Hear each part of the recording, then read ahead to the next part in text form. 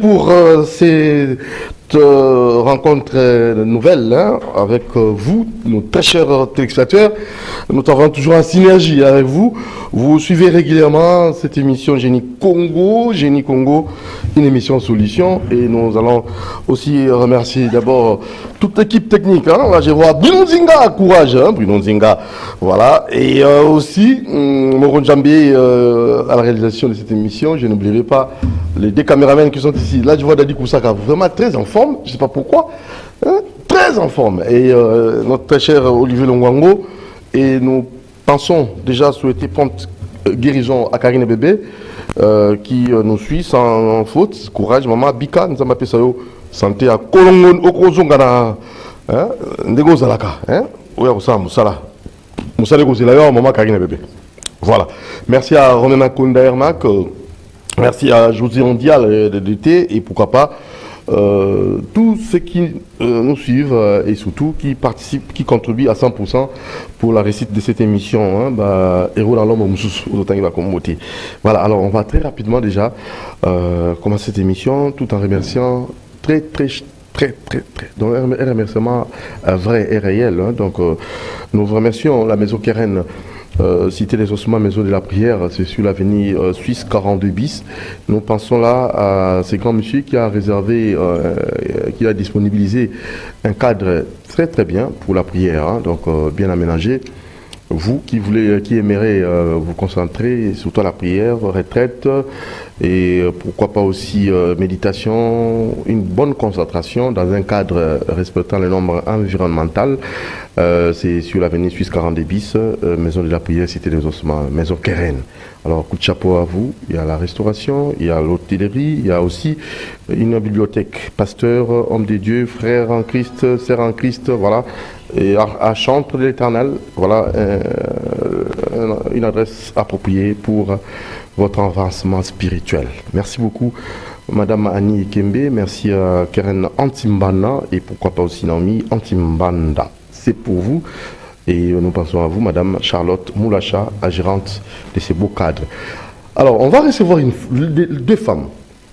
On va mettre Loulou devait être avec nous. On devait commencer par notre conseiller, donc consultant de cette émission Génie Congo, qui devait être nécessairement avec nous. On devait commencer la rubrique qui cadre avec notre consultant, mais il n'est pas encore là. Alors, Madame Doris devait être avec, Malonga devait être avec une autre femme pour un débat vraiment féminin. Mais j'attends le pasteur Cass qui devait nécessairement nous ramener maman. D'habitude, pasteur Cass, c'est que vous tous la maman, parce que maman m'a conseillé, tous la maman, Moussou, c'est vous en abisso. On a besoin de monter la maman Doris, Boni. Mbote ndeko dutu malamu nzoto kolongo kasi nazali na moi problème muke na ça éprouvé. Oh. Oui. Mes condoléances. Beaucoup fait nani. Merci na perdre grand frère nangai. Oh ya bengami na kombo ya Marcus Mazaba. Oh vraiment mes condoléances. Akufi lelo. Akufaki avant-hier. Bon bazaki ko ya na ye Kinshasa pour azwa baswe. Ndi akufi na nzela. OK. Ma courage, hein. Nde na pesi ba mes condoléances na ba famille na biso mobimba. On a tibu noir, hein. Oui. Pour la famille Mazaba na présenté ba mes condoléances et puis na ba mabinja nyonso bozala informer na lié ya Matanga. Merci. Vraiment courage maman Doris. DBP et qui est une information DBP Dynamique Bemba président, c'est comment? DPP ezokende bien. DPP bazwaki maman moko oya koti na Ligue des femmes pour moni DBP ezaneti structure na MLC ezaneti place yo bazozwa ezaneti pépinière ya place ya kotirer batu pour ba matana MLC nde ngai na saki neti kokoma na des occupations na komi na Ligue des femmes ezali l'INAF na DBP. Ah bon, vous na l'INAF ici. L'INAF ezali Ligue nationale des femmes. Ah OK. Du MLC. Wana na zo kambon. Muto azokamba mama Mameli Ilitu. Ah, maman. Présidente Nabiso. Ah, maman, il est tout, hein. Ouais, moi qui m'a maté. Si on a kati ya ligue de femmes, to ba créer lisusu maman Mameli na mayele na ye, a créé lisusu lina, a créé conseil permanent na kati ya ligue de femmes. Ah, peur. Oui, na kati ya conseil permanent na siko tozali na président, tozali na présidente, tozali na vice-présidente, tozali na secrétaire, tozali na rapporteur. Na nombre de 7. Là siko nazali secrétaire exécutif. Bon, maman ya matazan. Maman Maya zali présidente na biso na conseil permanent. Ah, coup de chapeau maman ya mati. Très bien.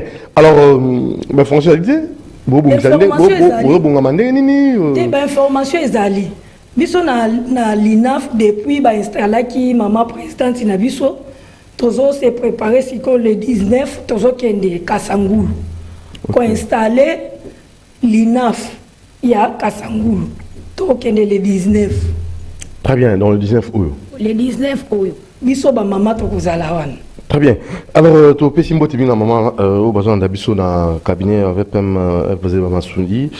Na moni maman Ketia Namose on a chargé de courrier. Ketia Namose besoin d'abisso chargé de courrier. Kuna na cabinet maman est passé avec même environnement développement durable et tout sanité directeur horticulture et reboisement maman Céline Pembele auto Kaniso Pelokola.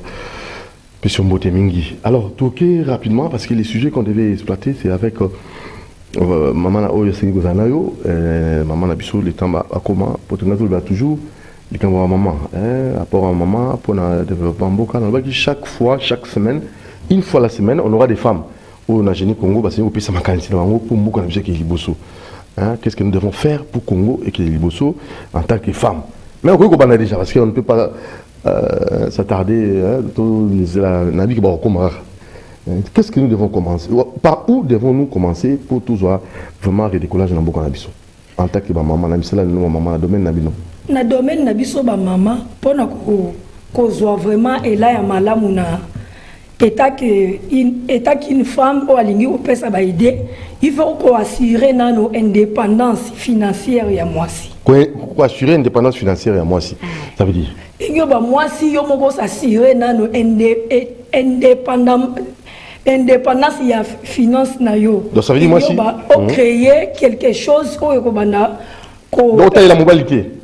Otale la mobali ndenge nini yo mobali ya so sala ya yo pe sala ya yo. Makambo passer casse asobo ya mo. Donc yo ni sala ya yo sala ndeni. Yo pe net mobali azo assurer indépendance financière ya ye. Pour y pesa yo peut assurer indépendance financière ya yo et ça na sens nini oui ya ko créer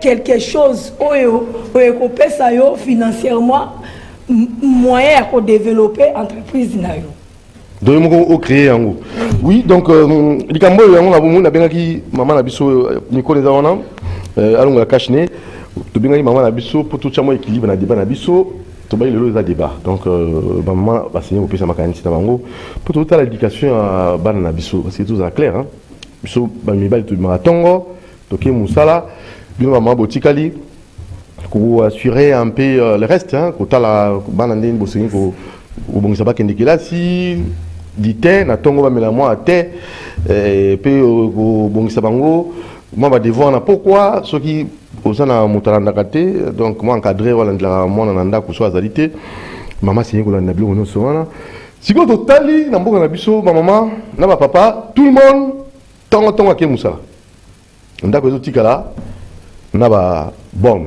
alors résultat nino tozui na ba bonne est-ce que ba bonne bazo ko assurer affaire courante bino musala wo bio sengo sala plutôt est-ce que ça musala lo bino maman o bo sengela ko za na kata bota est-ce que bon na kolinga mwana yo koleka yo est-ce que bon na souci ndaku na koleka yo moko maman kolondaku est-ce que bon alors maman rôle na ye na kata société maman ndenge na sengo sala po mboke ke liboso ya on to benga ki d'une part maman na biso Doris malonga wazali bongo moko na kati ya linaf pe lisusu na DBP dynamique Bemba président wazali bongo mama active azana kati ya politique active ya ko bunda pe et na ngamo musutu ya mama na biso c'est toujours maman maman Fifi maman Titi oyo azali moko na kati église primitive ya pasteur Cass na bisaki azongisa mama parce que bato ba réclamaki débat oyo ba sengela inango mbote maman Titi mbote santé bien lobongo makasi zobanga mbote na obanga ni mbote papa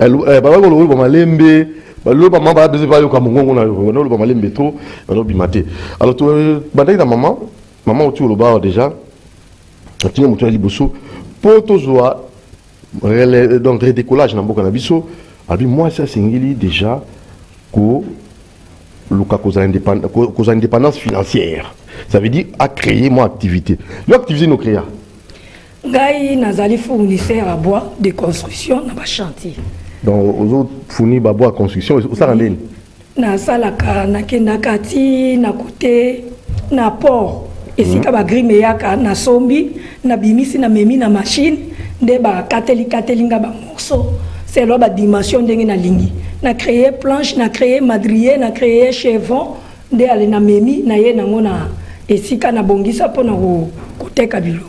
Voilà, on a moussa créé pour l'indépendance. Alors papa de ça là? Oui, mon bail nanga azali ingénieur BTP de IDP la kingai po ngai tangunga na tangi na zu chance ya kozwa bureau te de tangu mon bail nanga zokenda ka konduka ba biloko wana nde na zu courage wana kino ngana ko créer pour ceux qui ont eu marché oyo sombe pa nangai.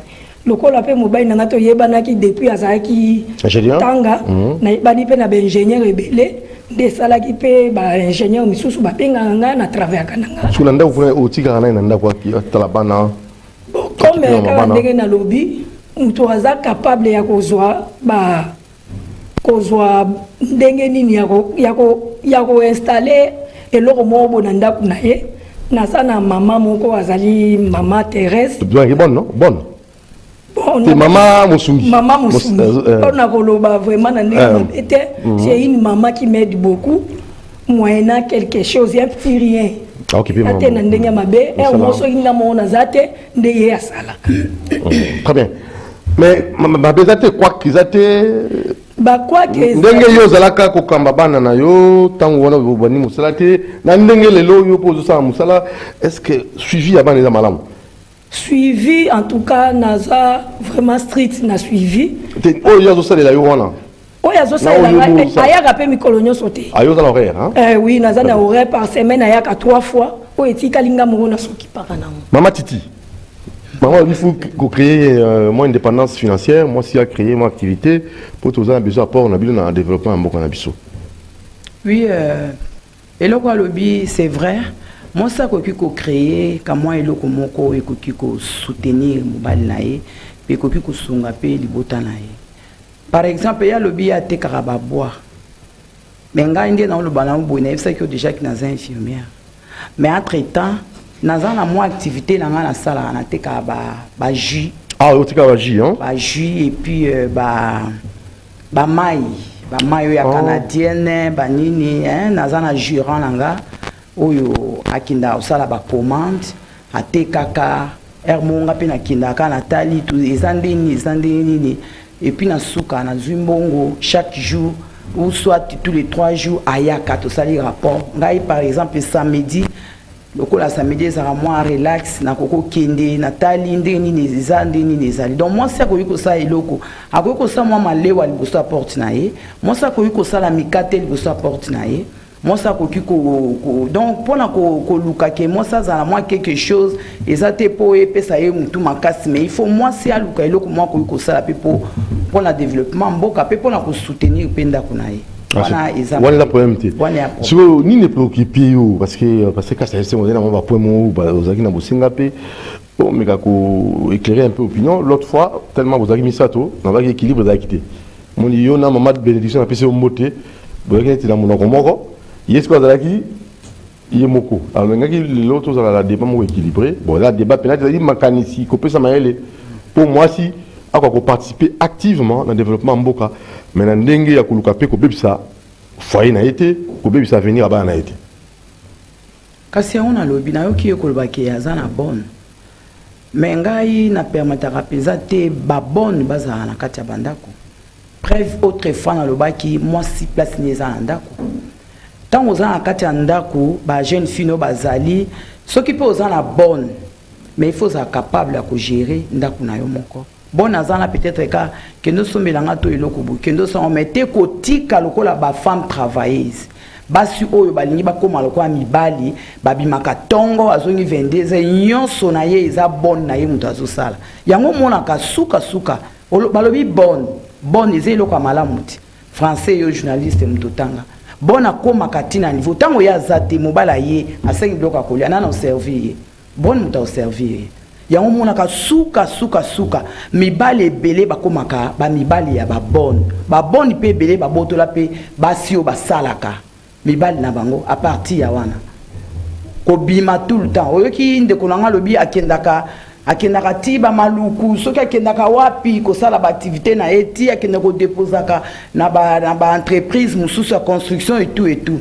pendant tout c'est alobi 3 jours mais 3 jours wana zalate bonne mutazana ndako menga jamais na koyiko sala 2 jours libanda ndako na ngai na ko sala te parce que c'est pratiquement impossible pour nani il faut ko gérer bana la chaka bango est-ce que misala ndako zalama pasi misala ndako pena ils aura bino temps bino maman pour biso to ba mibali biso to pipi ndaka to zonga na pourquoi est-ce que ça vous ils aura même le temps pour s'occuper na ndako non ménage papa Doudou musala ndako eza musala et musala parce que il faut ko planifier musala ndako nandako musala ezebele soko biminda déjà na tongo osali kena no bongisa ndako et tout esili okota na ba chambre abana obongisa bambeto abana yo yeboza na bana soko tiki 2 jours chambre abana o bazana beko primaire maternelle kota 3e jour au monani musala eza makasi so zana ndako eza na dekive eza na ba beno eza na banini ata bona zali il faut ko leka parce que c'est chaque jour il faut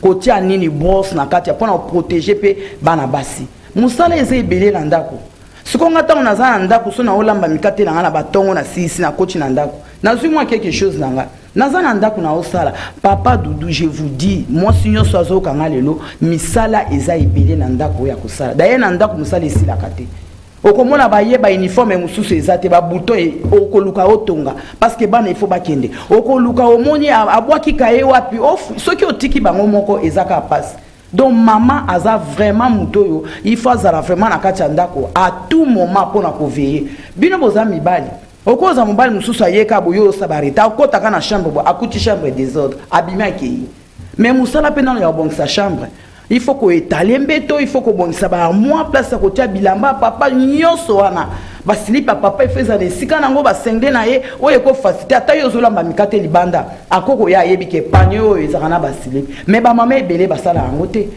wana nazo yebisa yango ba sala yango te alors biso neti biso ba mama to yebike to ko za tout le temps debout na ko kendo tambola kate ko kendo sala ba propagande lokola mama MDC ko kendo sala ka ba nindi lokola te tozana tolobi tovana ndako papa akei tanga koya oyambi po o permettre bonne akoma pe mosi ya mobali na yote po na kosite basé wala manka confiance ou bien eza manka confiance te po yanga ko sala te olobi to pesa toli OK eza toli to pesa alors mbele balingala tongo moi balambela yake na moi biloko kwa kile na bureau il y a aussi préparer les hommes balinga kolia fufu balambele pela kile na bureau na pause oui eza pe mabete alors wala pe mo sala wana pe siko tala neti wana pe neti mibali mususu na yebi alinga ko kende na restaurant na ko balinga malewa te restaurant neti na ba eta o to koma ya ba poison lokola dadi kusaka alingi na tongo bimi nanu o saleli nanu mobile no biloko akolia omoni musala mususu o bakiselinga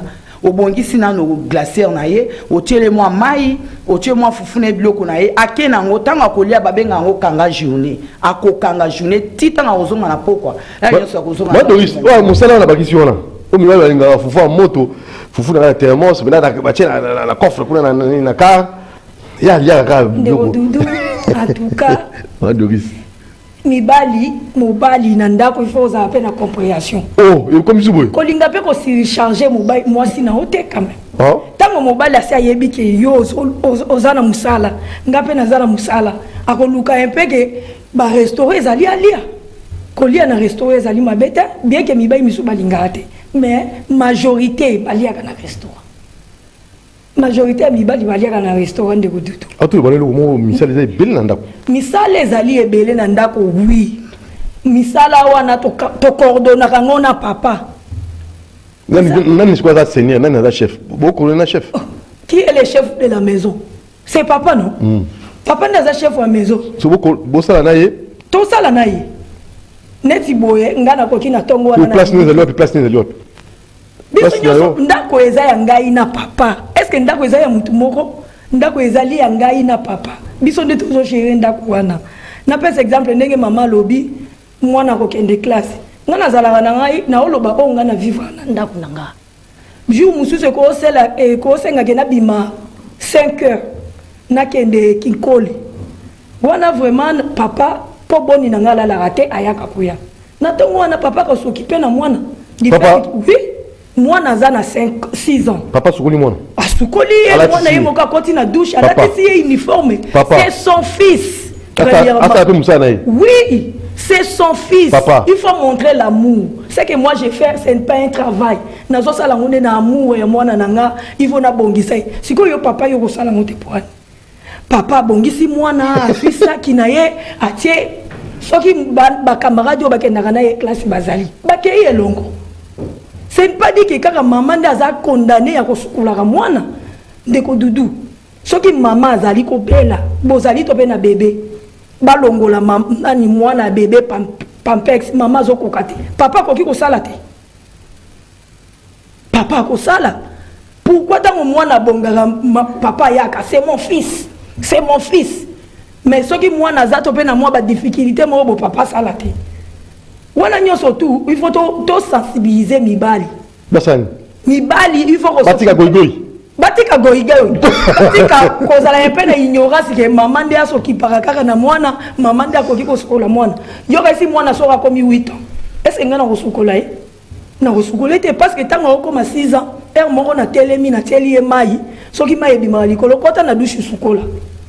Et ça hôtel là bien. À côté là. Nazongi na poe maman lobi moi si abongi na moi mbongo na ye liboso ndako oui mais maman mutuna niveau nyonso to ezali malamu pona moi si ezaka kate moi si so azali koteka pilipili nde yo sepeli ki moi si nga teka pilipili liboso ndako soki moi si aye ko sala politique ezali mabe non misala nyonso tu soki muto aponi musala na ya teka pilipili liboso ndako ça va oya poni akende na entreprise ça va oya poni ya sala politique ça va misala nyonso tu wana mwasi azali capable ya kusala yango ezate mwasi aloba lobi natekaka nanga pilipili liboso ndaku pona zalaka pembeni ya ndaku nanga toboyi te koteka pilipili ezali koluka moyen ko vivre mais okozwa combien par rapport na soki otangaki classe na okei na entreprise ya l'état lokola ba salaire ezali déjà oyo ezali koni que bafutaka moto boy soki ozali licencié ba refuta autant na maman oyo azali koteka pilipili est-ce que ba ko gagner ndenge moko ezali misala nyonso tu ezali malamu ndeko Dudu mais etali oyo moto asaleli neti ngai ndeko Dudu nasali comptabilité na ISP Gombe na bundani na zui entreprise te oyo ke na travailler à l'état na créer entreprise na ngai mais plus tard na koki penjoto elembi na ke na l'état. Plus tard, so na oki place batie offre, na kei na postuler et que na gagné. Na kei na l'état.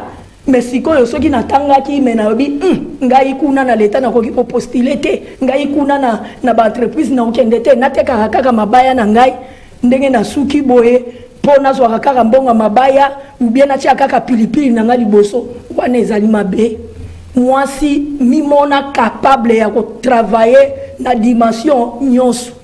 Mobali asimbaka kisi te mobali asalaka bien ke nzamba pesa ye force na ye oyo ko sala yo pozali capable ya ko sala yango. Maman Titi, pourquoi vous limitez misala basi? Maman Titi. D'abord na lingina répondre. C'est qui encore c'est maman Doris. Maman Doris na lingina bingo na kombo. Omoni ba femme dominatrice. Femme dominatrice. Oui.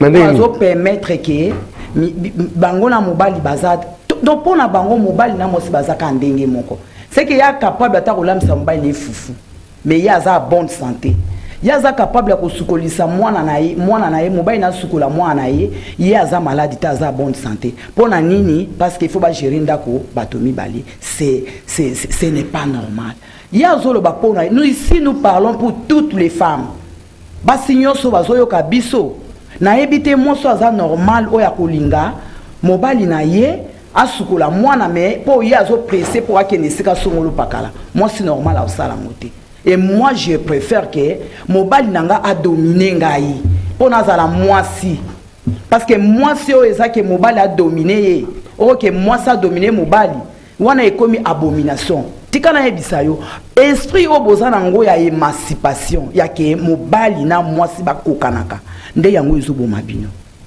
eza na koloba lelo tilobi moi ça kotikala kokokana mobali te musala moi c'est ça moi musala mobali za mobali et puis mobali akoki kosala ndenge moko na te eza équilibre ngana mobali na ngai soka bimi na tongo akosala ba chemise abana akoki kosukola mwana soka ta mwana ya mwasi mobali ne pa kosukola ye mwana moya muke mobali ne pa kosukola ye po nini yazo presser akende maluko nde loko wana ngana obeta cete.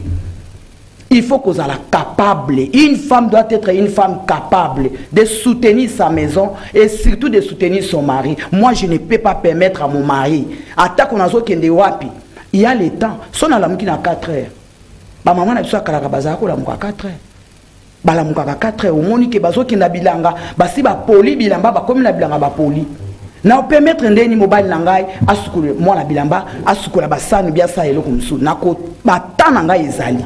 Na usukola bana ngana tango na kolamuka o na yebi ke ifuna sukola bango na osala na sala pe mobali na ngai loko mwa koko za po akende jamais na kokokana na mobali te na zobeta sete na otiko kokana mobali te pe na permettre te ngai na sukolisa mobali na nga mwana na sukolisa mobali na ngai na to sala na mobali na nga musala esika moko c'est ça l'émancipation o ba mama Doris bazoluka kozala ndenge moko na mibali désolé et tikala osala mati lelo tilobi.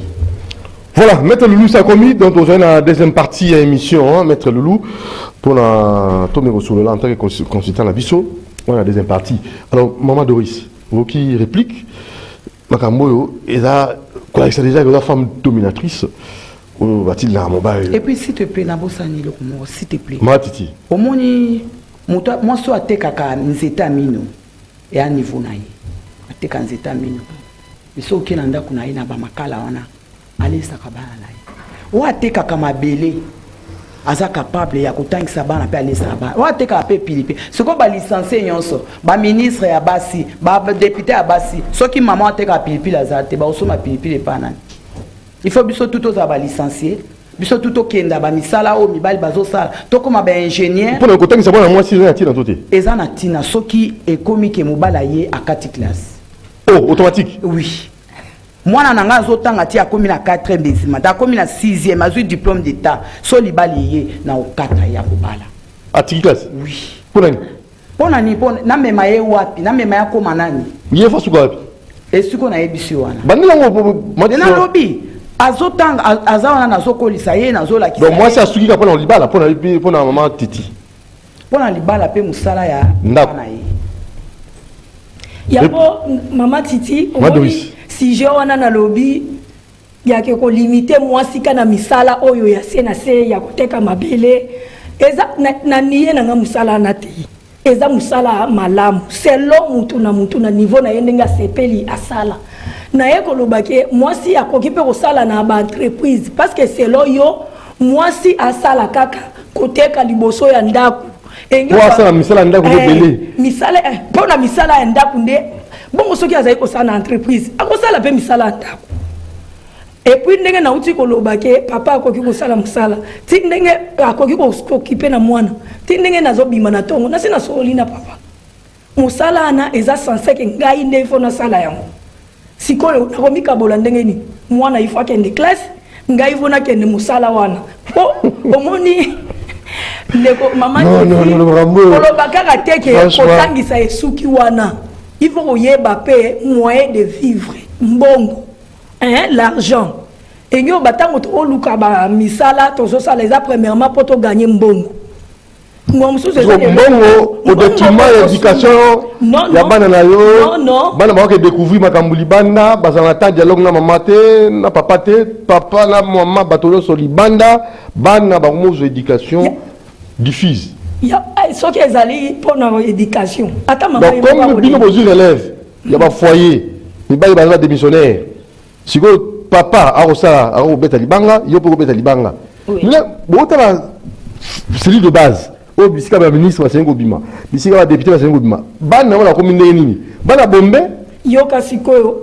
C'est ça le problème. Yoka sikoyo place izo singa biso. Tango papa abimi, maman abimi. Na poko boye na mosolo wana bosangisi. Mosolo wana. Wana nde ko sima. Oti ya mwana na ekolo ya Malonga. OK. Premièrement, omoni niveau. Ça mosolo eloko zaki. Ça mosolo ko tia mwana na kela si. Est-ce que famille pauvre ba ko éduquer mwana te? Ba ko éduquer mwana mais yebaki na vie sociale, ma vie est différente. Nous sommes à la vie et puis ma vie est différente. Tous na ba riche, tous na ba pauvre. OK. Nous to akoki ko luka na zala na moi millier na ngai, na za richité, na za pauvreté, na za na millier. Moi mususu to tie mwana na kela so bazali ko futa ebele. Siko tango yo bengi éducation. Ngai na bundani na lukimbongo na suipe njambongo na ngamo solo na tie mona na ngana kelasi ya molongo po ba yetike na point ya école na ndamo ko pe na zo salo yanga ce n'est pas dit que soki ozokende mumbongo nde o abandonner éducation jamais ngai moko na sala ka devoir ya bananga nazana muto oke nazana jeune fille mususu soki mwana uti classe ya ye yo soki pe na uniforme na yebi ko partager il faut que yeba rapper vivre quotidien. Parce que vous êtes obligé de lire. Vous savez que papa a abandonné. Vous êtes locataire. Vous devez chercher. Vous êtes la locataire pour la libérer. Vous avez une occupation belé. Si vous avez maman, net ngai. Na kutani na mobali ngala sina tanga kikelasi. Na tangi kelasi na ngati na université. Après université na zui mosala moko na zo sala. Mobali akuti ngana mosala. Na ebi déjà ndenge balukaka mbongo soki okati ngambala moko obomingai na kokokate atata mosala na vanda na ndaku naso kipaka kaka na bana na kokokata omoni akokate madisa omoni papa dudu omoni eloko ezobo mabasi eza komonana naza na mbongo mais pas ezali ke gouvernement la biso ezongisa autrefois batata na biso. Moi mon père fit un ingénieur ya office de route maman nanga yebaka pasité mais mokile komi o ekomi otoko senga lelo ezaka ki gouvernement la biso epesa misala na mibali pour bazala autoritaire na banda kuna ba na salaire malunga oyo ke kozate ezala basi oke abimakane na tongo akendaka na ya habite akiko lukambongo po responsabilité nzamba pesa mobali eza mobali désir à moi si ezoporté pa ya mobali na ye mais hélas mboka na biso esali ke toza lelo mais ce n'est pas pour autant lelo mobali nanga tanga zali na mbongo bongo lelo so aza mbongo te na minimiser ye fona lukaka na kendo sa soki nini te tozolo ba pona mwasi nyonso azala capable pasi to bisengo ayeba soki aza na mwa eloko ya koyiko sala netinga na lobi naza na mwa jina naza na mwa eloko ni ya mabaya na ye to koma na niveau ya ko respecter mibali na biso ya koloba ke tango bazalaka na mbongo tozalaka ba princesse. Et aujourd'hui, parce que ce n'est pas seulement Namboka Nabiso, mokile sali keto comme na auto komi, mi bal ba cause à négliger pour moi si face à la boye, pour ngai fona sala boye, pour na lukambongo pour na mobilité. Et lo kona yangonde tozobeta te pour na vie na vie ya mama doriste, tozobeta pour na mwasi nyonso ya RDC ya mokili mobimba. Autorité ona ya mobali wana ezonga ta na passe ata na bisengo. Mais lelo te baso basala lelo asala eloko te alongwanga kuna elongo ni na sala ka bazali mais nga mama tina lobi na otikala osala ngote na koboko la bana nga basala ngote parce que lelo mobali lelo ana eloko te mais oyebi lobi te l'homme reste l'homme.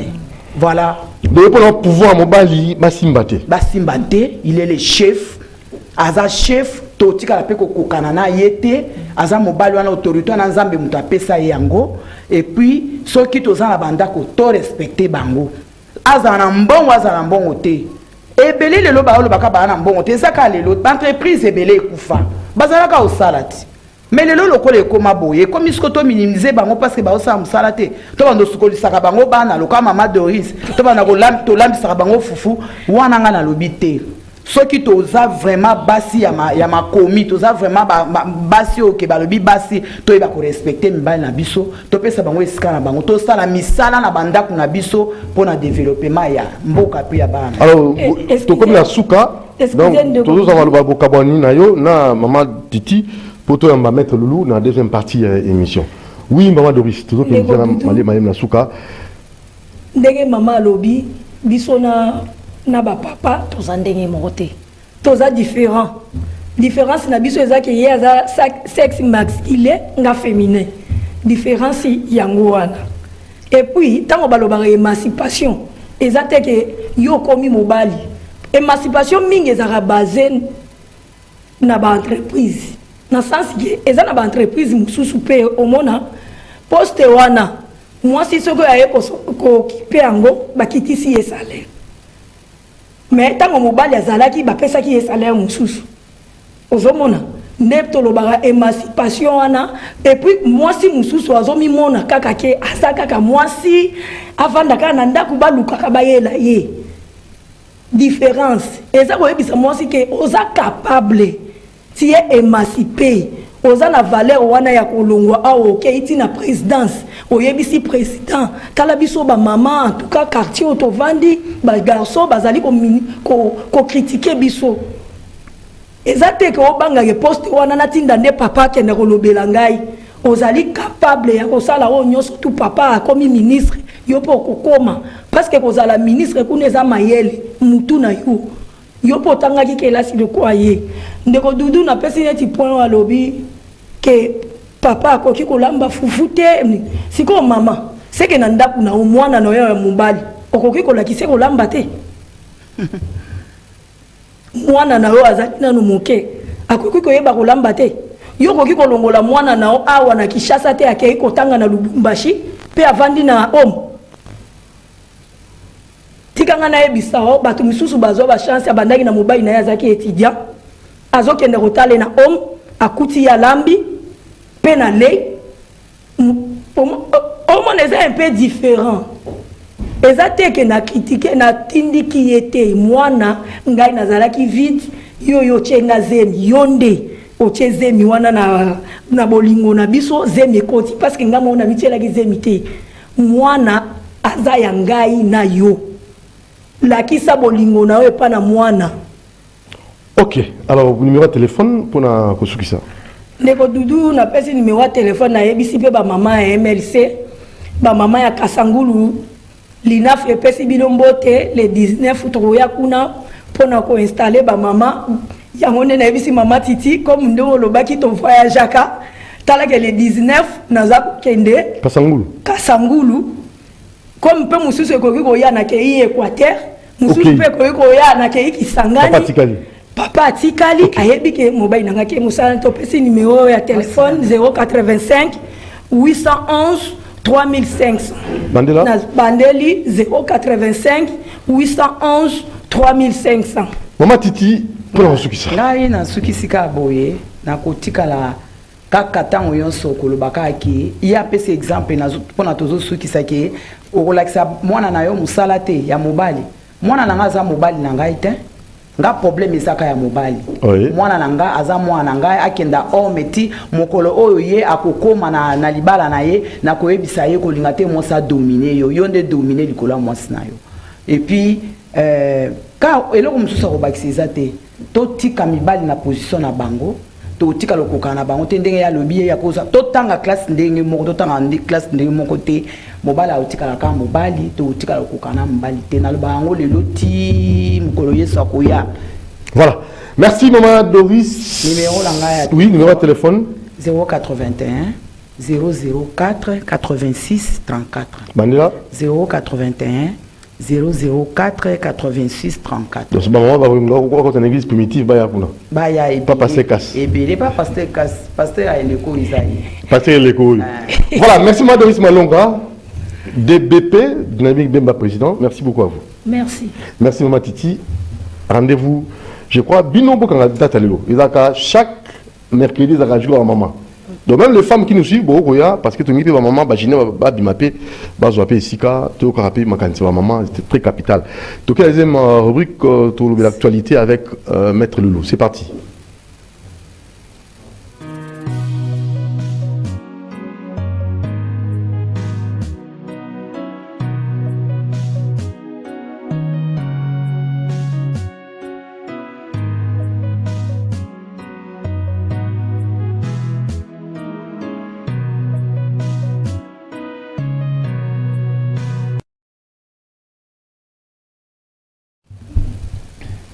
Voilà, Maître Loulou, tu Pécho Mboté. Mboté Ndeko Doudou et puis Mboté Naba. Notre consultant.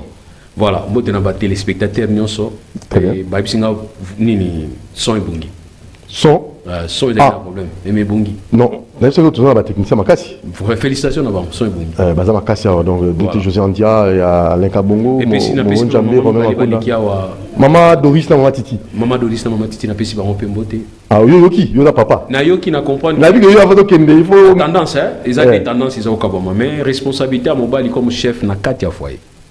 Et ça très capital. Et ça na kati ya foyer, tant Paul a lobby na ba Corinthe, Marie aimait votre femme comme Christ a aimé l'église.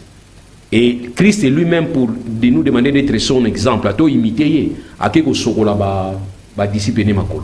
Donc il y a certaines choses qu'ils doivent comprendre, déjà que autorité à mobali faut zarandi mo lo lendo. Non. L'autorité, c'est la direction et conduite qui a foyer. C'est ainsi. Il y a droit au système matrimonial. Où il y a les réduits c'est-à-dire, la communauté, ou bien la séparation de biens. Même ceux qui vont opter séparation de biens, le mari reste le chef. Vous comprenez? C'est-à-dire, par rapport à la culture, nous avons une culture qui est vraiment différente de la loi de vivre de l'eau.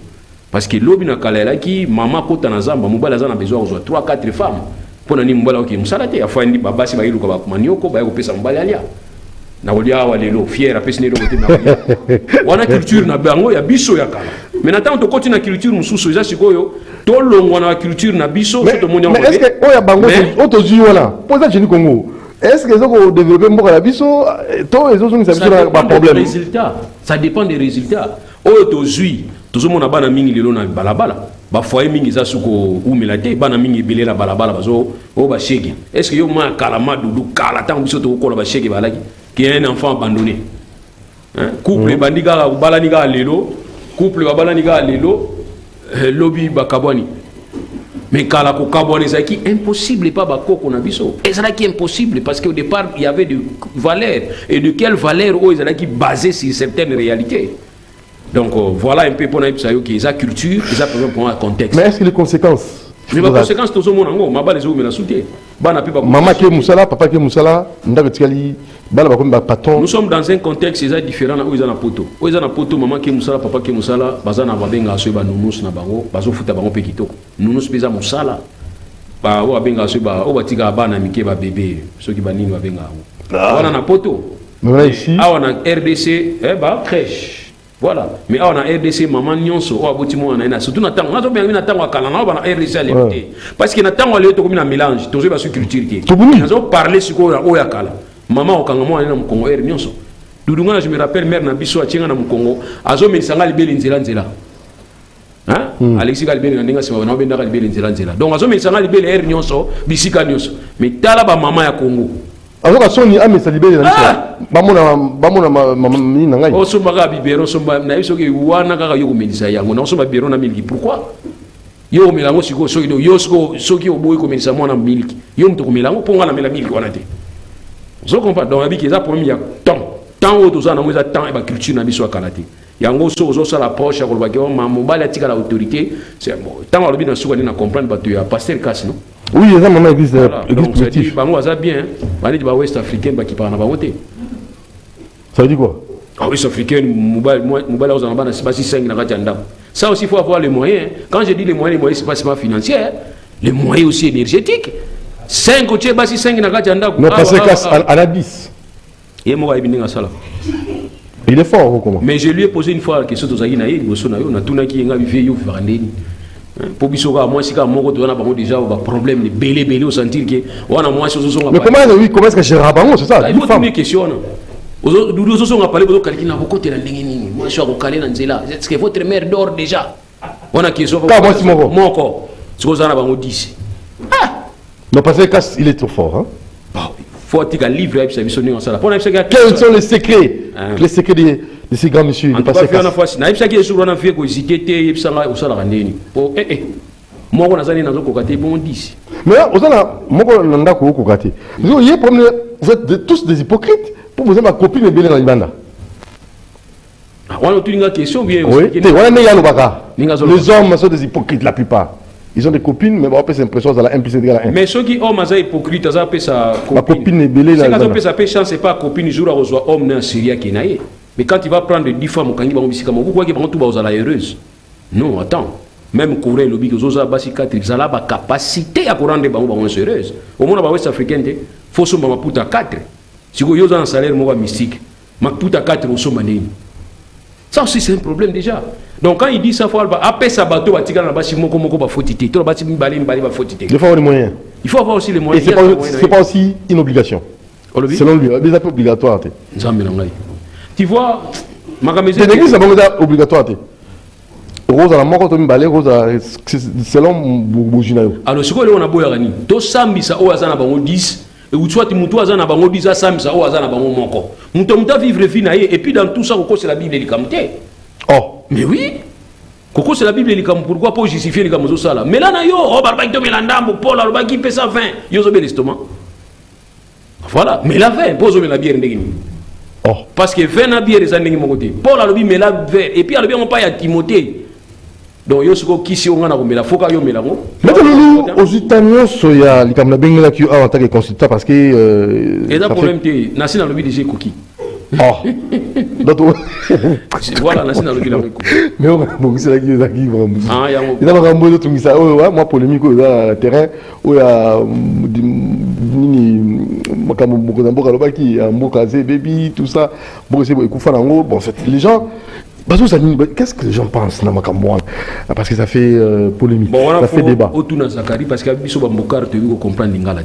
Non. Zakari m'taloubi na landi na tweet mo babisinga. Donc là vous répliquez dans Zak. Oui, habité biso ba Mbokar. Pour un villageois. Je suis vraiment villageois, je suis venu chercher la vie à Kin, j'ai réussi la vie à Kin. Teti papa zate maman zate. Donc je suis un vrai villageois. Mais tant on likamba lingala bimi balobi ki ba tout na bato ki chassa mutu ba yebi amuto tikel bango ba ça va débat. Pour on a moni comme on peut explication. Mouton va la facile à comprendre. Mais vous allez me faire comprendre qu'il a dit autre chose. Il a dit autre chose. Non. Il y a certaines personnes qui vont tenir le discours à des fêtes. Non. Il faut transmettre le biseau. Coach a télé, tu vas pour la biseau. Allez, va jouer avec un Tchabi. Non. Attends, tu vas contre Barcelone. Biseau, équipe Mabouilou. Il faut coach a télé. Ce n'est coach qui a Mabouilou. Ah, semblant. Mais nous avons dans le côté de là. Mais nous avons transmettre le courage et pas banana bazobeta ata bazobeta contre Barcelone Mabouilou contre Barcelone et qui ngana za coach à Mabouilou je vais chaque fois tellement na bon tellement na bengi bango consigne quand abou quand il a eboui mon petit pour na faut beter les boules Mabouilou contre Paris Saint-Germain na bengi na défenseur nanga omoni Messi faut kanga eboui na ebi nanga ki bako sopaye nyonso c'est comme ça ngana zo kumba avion moni ngana zo répondre nazo kumba avion ngai bino wa passager na beni ko lela bon tout n'angani on a comprendre que avion non on a son là bien té parce que comportement va passager aux années. Oh mais attends, il y a des choses qu'il faut se préparer. Donc bozo pour la mozo seka. Bozo na passe mais yo banaté ozo seka. C'est comme ça to lingi ko transmettre. C'est qu'on appelle le positivisme, c'est-à-dire ozo transmettre biso ango tozo capter. Moi les on appelle si confiance et pas chef d'état parce qu'il a confiance naie, ana volonté ko mtsamboka. Mais ce que je demande c'est que abanda ko se lamenter té na mille de lamentation. Toi tu n'as pas morgue. Non. On doit commencer à travailler. Hymne national de ces années. Debout, Congolais, donc c'est que tout ça qui a là, bien Fanda. Mais on nous demande de se mettre debout. Dressons nos fronts, longtemps courbés. Qu'on rappelle les choses de Gembogue et Koufaki. Nous savons très bien peut-être que les gars, mais pour on a besoin de poni yo. Pour yonde, on aider comme leader. Bisoto landa yo. Comme ça, pour ça, na yo, nous en ango.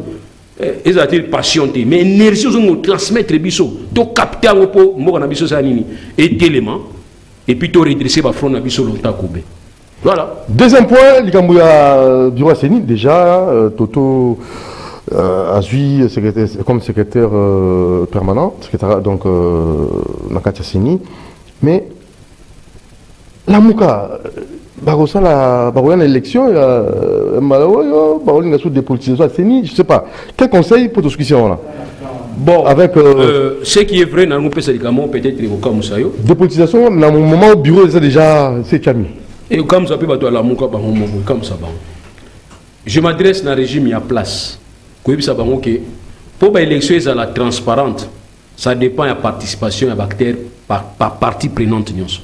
Pour l'élection est la crédibiliser, et ça pendant, avant plutôt, pendant et après les élections. Or, les constituants, c'est-à-dire, Moto Asala qui constitue en 2006, pas bien avant constituant, a prévoyé qu'il y ait organisation de l'élection et les caca, toutes les parties prenantes, il faut pas côté nakati. Ça c'est déjà un premier combat. Ce qui vont arriver qu'au ben ça va partie prenante nyonso, pour convaincre les banques approche au bino lingo l'axa qui est toujours organisé l'élection, na cadre au constituant na biso ko constitution na biso senga. Vous allez remarquer que batu baroye bilé ko côté nakati a processus électoral. C'est ce qui s'est passé en 2018. En 2018, il faut se rappeler que Bisoba ou tout téléma que machine à voler, tout lingi machine à voler. Parce que l'information est à la guidée. Mais comment vous avez une décision par contre la loi électorale les autres pays qui savent vote électronique, vous voulez commencer par faire, vous expliquer Biso, non machine à voter, ça stylo, il y a toujours utilisé stylo, et électronique. Ti negodoudou ti léon a compénaraté né tondiment une semaine avant d'organiser l'élection tondimi bisonions. Vous allez remarquer dans le processus électoral en 2018 Jean-Pierre Bemba bien kazaki na difficulté mais MLC zalaki nakati a processus tokozwa lamuka et zalaki nakati a processus tokozwa ba opposition radicale bango bazalaki nakati a processus. FCC processus. Donc c'est la seule élection où il réunissait qui toutes les parties prenantes autour, il y a volonté, il y a qu'organiser l'élection ensemble. Parce qu'en réalité, les élections ne peuvent être organisées que par le ministère de l'Intérieur. Je suis d'accord, tout à fait d'accord. Est-ce que vous j'irai et surtout que vous avez un piège, vous avez un biseau. Vous avez recensé une carte électorale provisoire, carte d'identité provisoire, yangoana. Si vous avez $50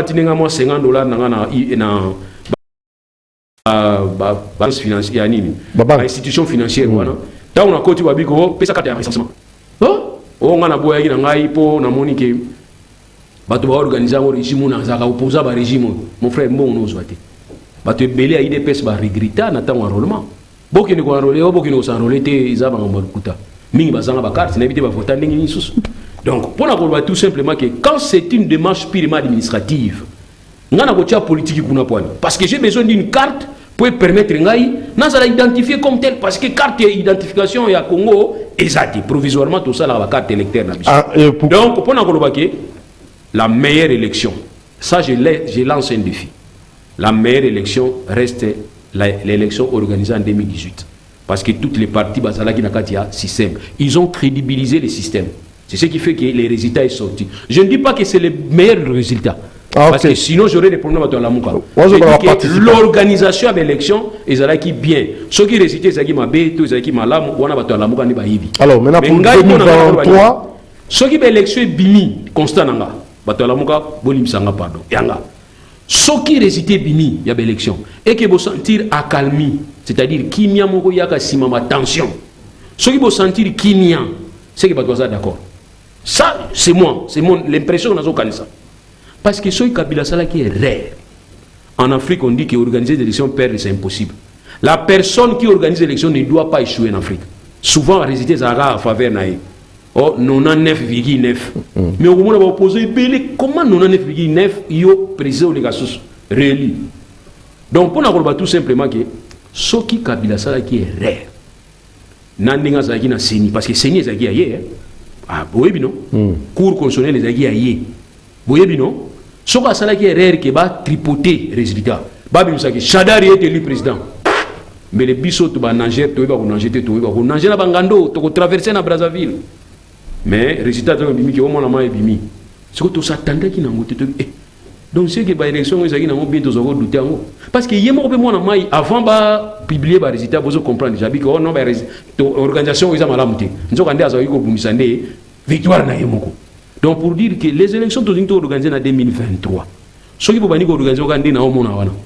Koto mboso ba toleka. Koto seni kuna pe toleka. Ya o to salaka na bino wana. Vous allez voir la contestation qu'il y a avant le résultat.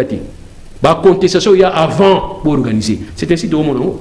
Qu'est-ce que vous avez fait pour convaincre l'Église catholique? L'Église catholique est sengi, boya mabiso. Boboy. C'est fini, les trains en marche. Doudou na lobarango bien. Les trains en marche, dans la position à Bawagon.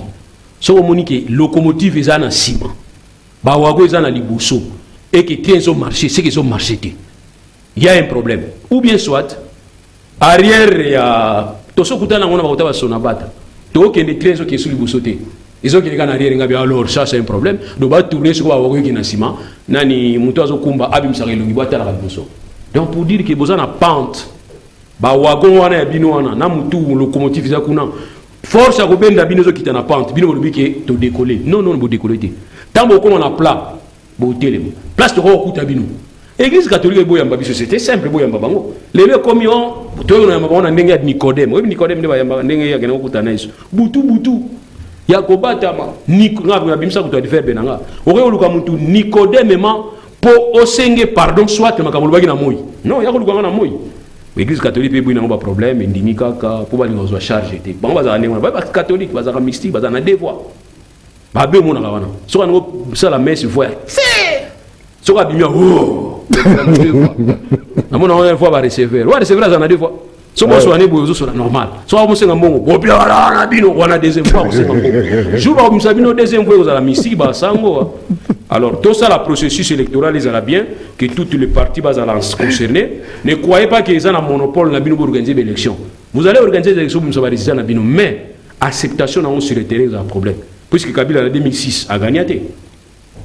Kabila en 2011 pas gagné. Il a eu des difficultés. Mais à Poland en 2018, les lois a fait tout le monde partout. C'est comme il devient un problème. Donc, on a Kabila sous problème. Problème les deux années. To bongi saba loi oyo lingeko fani sakabila kimia, c'est-à-dire loi portant statut à chef de l'État. To boujango pour comprendre que makamuna ya kala sala ki wana 10 ans, tu sais. Oui bien la loi finance, babi rétroactivité à 10 ans. To kozonga à 10 ans to ta makamu sala ki. Mais na kabila to sala ngote. Ce qui to sala ngo lelo c'est que faut to bebi ça 7 millions de dollars. Parce que Jean-Jacques Kabunda lobaki qui pour organiser congrès, il faut combien? Il faut à peu près 7 millions de dollars. Or, loi wana et lobby pour la chef d'État Kanamabe a sali lelo il faut congrès ça des tiers namo il y a majorité. Mais avant que congrès ça et ça en a faut combien? 7 millions. Donc Doudou boto funda boto na police to futa ba $10 ba $20 pour na funda kabila lelo faut 7 millions de dollars. Donc c'est que ça façon moi ba ki beaucoup funda ngati faut dépenser dans 7 millions. Merci. Pour organiser congrès, pour congrès peut s'accord. Mais congrès fait raisonnable dépense à 7 millions. Selon Kabundabi, 7 millions. Donc pour nous, la loi photo bongisana nous ngana kanisa ki ndenge ba socialiste au baye. Ndenge ba to bazu éducation politique à Tshisekedi baye, Étienne Tshisekedi baye. En tout cas, bon ça loi rapidement. Comme ça tous on a Burundi, un pays moins démocratique que la RDC. Mais n'a pas na Burundi, président est responsable pénalement avant, pendant et après son mandat. Mais pas d'habitude, le président, ex-président, immunité. Ata touti batou bakoufi. Bobi otete les lois et péquisito protégés. Merci beaucoup, Maître Loulou. À la prochaine occasion. Sur la salle, il m'a bien msanga. Voilà. Merci beaucoup à toute l'équipe technique. Merci à Alain Kabongo, merci à Ladi Koussaka, héritier Toubilandou, héritier Olivier Longwango. Merci à Moronjambi, René Makunda, José Andia, Bruno Nzinga. Merci. Rendez-vous demain à 10h30 avec d'autres invités. Et là, j'ai dit Congo, mon tombeur quand c'est Maman Annie Moujani. La terrasse Blessing en face à l'Université catholique. Topé sur Kanama plutôt, topé sur Mambo Teatro, ici Kozali. Je vous aime beaucoup. Angélica Tiala, Zalarayo, Na Clémence Charmant, Diakanois, Emmanuel Diakanois. Tout le monde vous aime. Ciao, demain.